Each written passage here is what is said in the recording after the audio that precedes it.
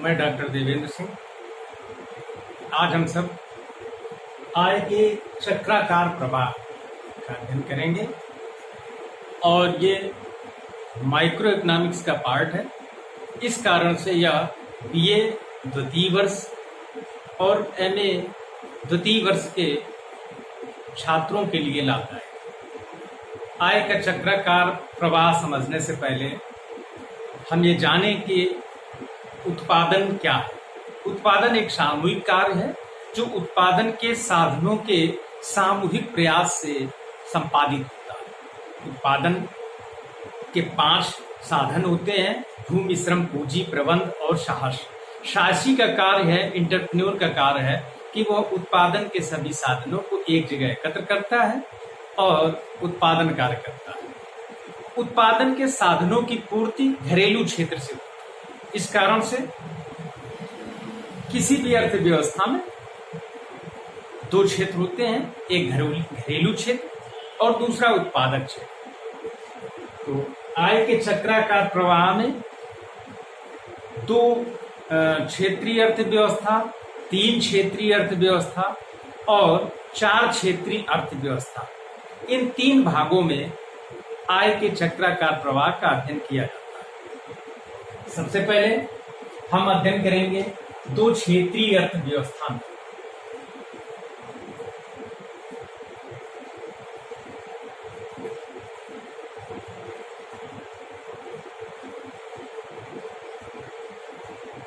दो क्षेत्रीय अर्थव्यवस्था में 2 क्षेत्र होते हैं। नंबर 1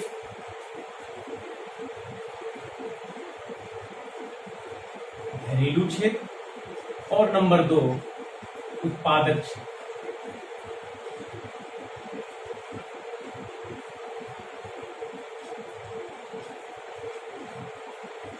घरेलू क्षेत्र और उत्पादक क्षेत्र। घरेलू क्षेत्र साधनों की पूर्ति करता है और उत्पादक क्षेत्र साधनों की मांग करता है। इस प्रकार से मांग और पूर्ति एक दूसरे के पूरक हो गई। उसी प्रकार से जब उत्पादक क्षेत्र घरेलू क्षेत्र से साधनों की मांग करेगा तो इन साधनों के उपयोग के बदले में उत्पादक क्षेत्र घरेलू क्षेत्र के साधनों को आय के रूप में कुछ धन देगा।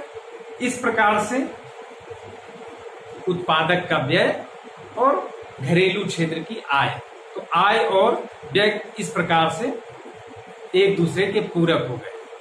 इसको और उत्पादक क्षेत्र ने साधनों की मांग क्यों की है? क्योंकि उसको उत्पादन कार्य करना है।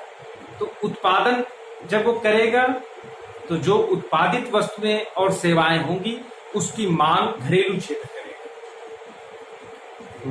घरेलू क्षेत्र जब इन वस्तुओं की मांग करेगा तो बदले में व्यय करेगा। उन वस्तुओं की कीमतों का भुगतान उत्पादक क्षेत्र को करेगा। तो इस प्रकार से आय और व्यय का चक्राकार प्रवाह चलने लगता है। एक चित्र के माध्यम से इसको आसानी से समझा जा सकता है। इस बॉक्स में घरेलू क्षेत्र और इस बॉक्स में उत्पादक क्षेत्र।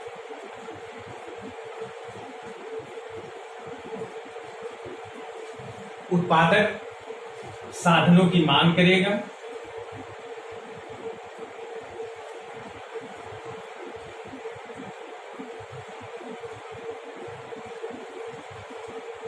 साधनों की पूर्ति घरेलू क्षेत्र के द्वारा की जाएगी।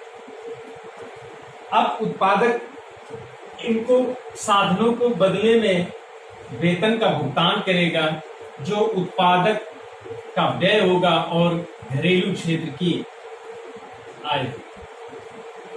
ठीक, इसको कोष्ठक में व्यय भी लिख लें ताकि ये स्पष्ट बना रहे कि ये उत्पादक क्षेत्र की व्यय और घरेलू क्षेत्र की आय है। अब चूंकि उत्पादक ने साधनों को अपनी जगह अपने पास एकत्रित किया है, उत्पादन कार्य किया है, तो वस्तुओं और सेवाओं का उत्पादन हुआ है।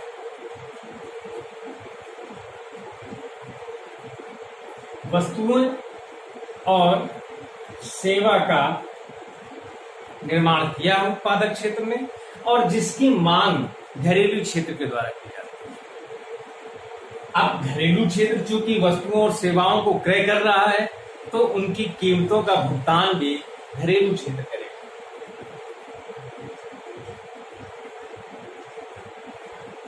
ये घरेलू क्षेत्र की जो व्यय है वो वास्तव में उत्पादक क्षेत्र की आय है। तो इस प्रकार से आय और व्यय का चक्राकार प्रवाह इन दोनों क्षेत्रों में चलता है। अब हम तीसरे क्षेत्र को भी, इसमें तीन क्षेत्रीय अर्थव्यवस्था में भी किस प्रकार से आय और व्यय का चक्राकार प्रवाह होता है, इसको देखेंगे।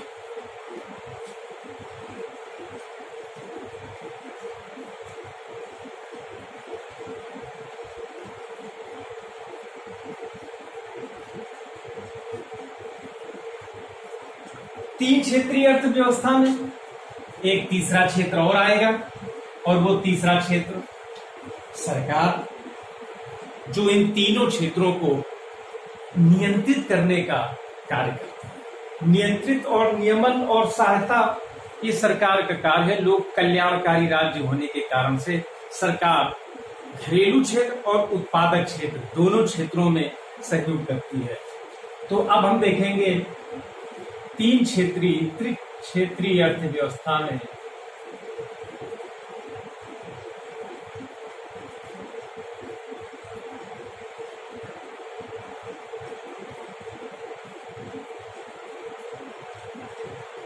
तीन क्षेत्र में आय का चक्राकार प्रवाह।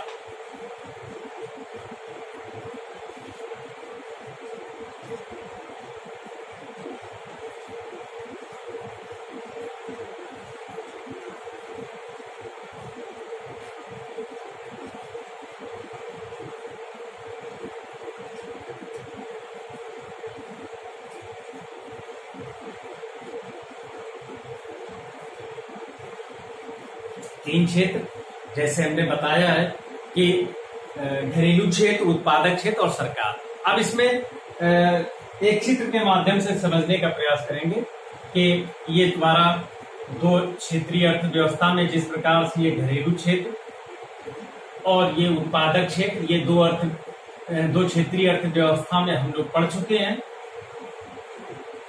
और तीसरा क्षेत्र सरकार।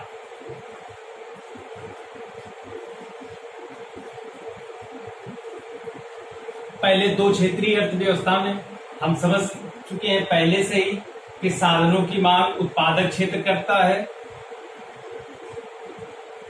और साधनों को भुगतान उत्पादक क्षेत्र करता है। जो उत्पादक क्षेत्र का व्यय है और घरेलू क्षेत्र की आय है। उत्पादक क्षेत्र वस्तुओं और सेवाओं का निर्माण करता है और वस्तुओं और सेवाओं का क्रय घरेलू क्षेत्र के द्वारा किया जाता है और घरेलू क्षेत्र जो व्यय करती है वो उत्पादक क्षेत्र की आय बन जाती है। अब तीसरा क्षेत्र जो है वो सरकार दोनों को नियंत्रित करने का प्रयास करती है। किस प्रकार से करती है कि यदि उत्पादक क्षेत्र की आय बहुत अधिक हो जाती है तो आयकर के माध्यम से कुछ पैसा इन उत्पादक क्षेत्र से प्राप्त करती है। तो कर के रूप में दो प्रकार के कर, प्रत्यक्ष कर भी लगाए जाते हैं और अप्रत्यक्ष कर भी लगाए जाते हैं। तो इन दोनों करों के माध्यम से उत्पादक क्षेत्र से सरकार कुछ आय अपने पास ले लेती है। तो ये सरकार की आय हो जाती है और कर और अप्रत्यक्ष कर और प्रत्यक्ष कर ये उत्पादक क्षेत्र का व्यय। तो आय और व्यय इस प्रकार से इन दोनों क्षेत्रों में चक्राकार प्रवाह हो जाता है। सरकार भी उत्पादक क्षेत्र को अनेक प्रकार की सब्सिडी, सहायता, अनुदान देती है।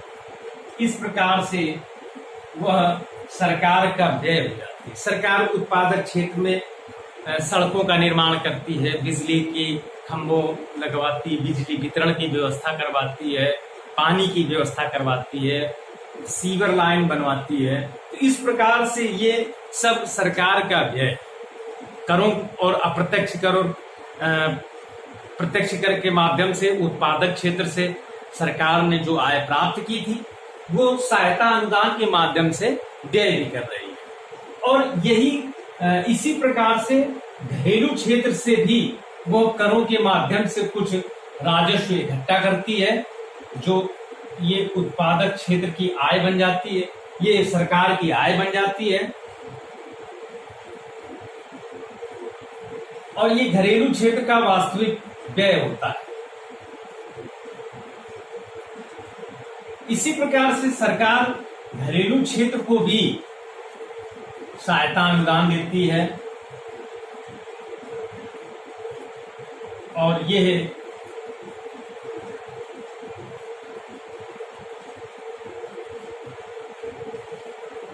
सरकार का व्यय होता है। तो इस प्रकार से दो क्षेत्रीय अर्थव्यवस्था, त्रिक्षेत्रीय अर्थव्यवस्था में घरेलू क्षेत्र, उत्पादक क्षेत्र और सरकार, तो आय का चक्राकार प्रवाह इस प्रकार से चलता रहता है।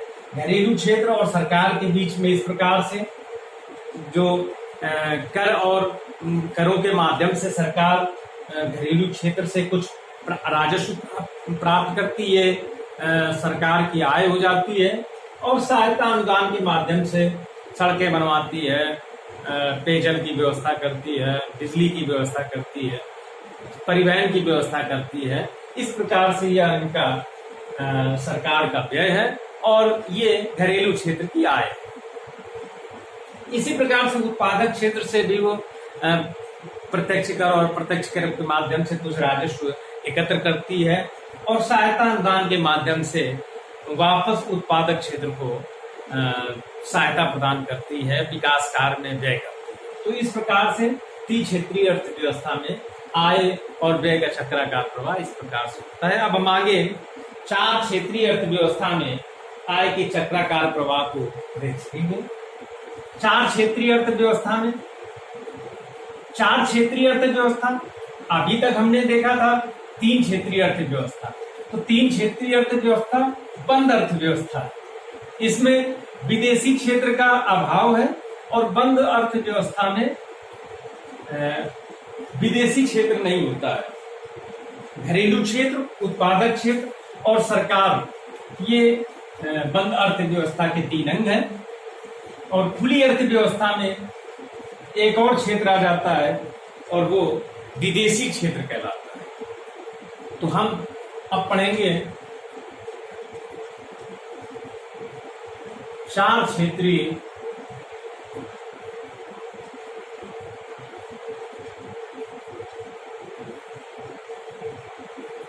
अर्थव्यवस्था में आय का प्रवाह। चार क्षेत्र: घरेलू क्षेत्र,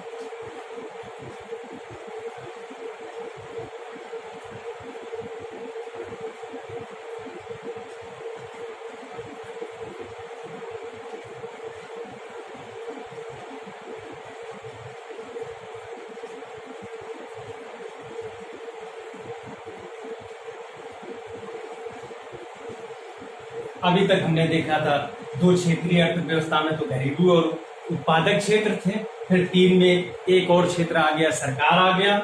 अब चार क्षेत्रीय अर्थव्यवस्था में एक विदेशी क्षेत्र भी आए। तो पहले इन दोनों में उसी प्रकार से डायग्राम बना लें, साधन और ये आय।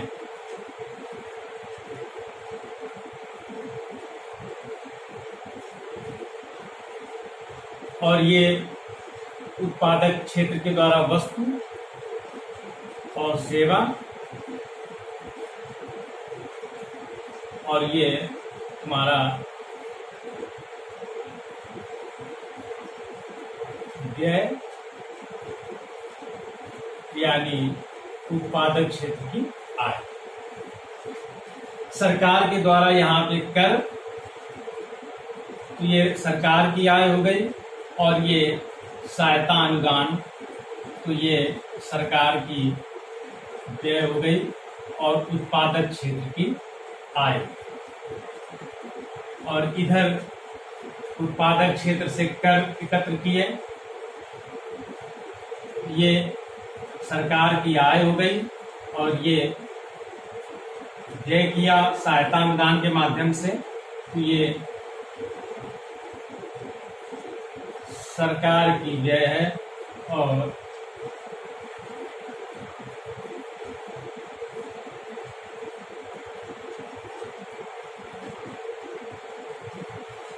उत्पादक और घरेलू क्षेत्रों की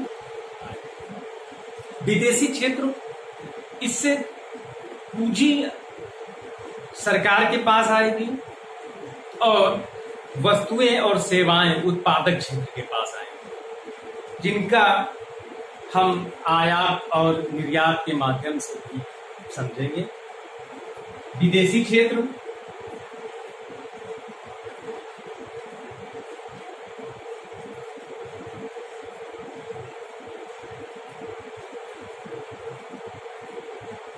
आयात और निर्यात, हम जानते हैं कि उत्पादक सीधा विदेशी क्षेत्र से आयात और निर्यात नहीं कर सकता। आयात और निर्यात उत्पादक क्षेत्र ही करेगा। तो जब उत्पादक क्षेत्र विदेशी क्षेत्र से आयात करता है,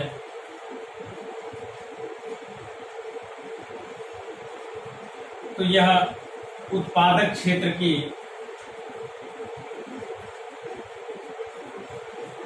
व्यय, उत्पादक क्षेत्र आयात करेगा तो आयात का भुगतान करेगा, और यह उत्पादक क्षेत्र का व्यय।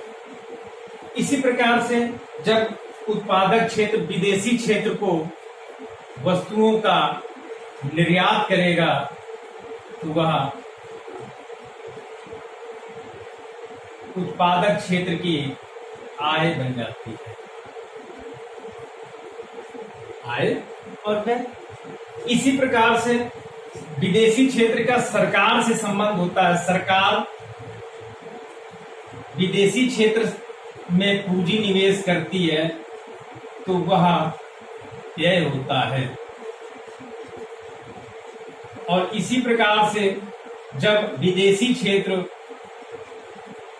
पूंजी हमारे देश में आएगी, तो यह हमारे देश की आय हो जाती है। इस प्रकार से आय और व्यय का चक्राकार प्रवाह चलता रहता है। दो क्षेत्रीय अर्थव्यवस्था में घरेलू क्षेत्र और उत्पादक क्षेत्र, तीन क्षेत्रीय अर्थव्यवस्था में घरेलू क्षेत्र, उत्पादक क्षेत्र और विदेश सरकार, इन तीनों क्षेत्रों में आय का चक्राकार प्रवाह होगा। और चार क्षेत्रीय अर्थव्यवस्था में घरेलू क्षेत्र, उत्पादक क्षेत्र, सरकार और विदेशी क्षेत्र, इन चारों के मध्य आय का चक्राकार प्रवाह होता है। बहुत बहुत धन्यवाद।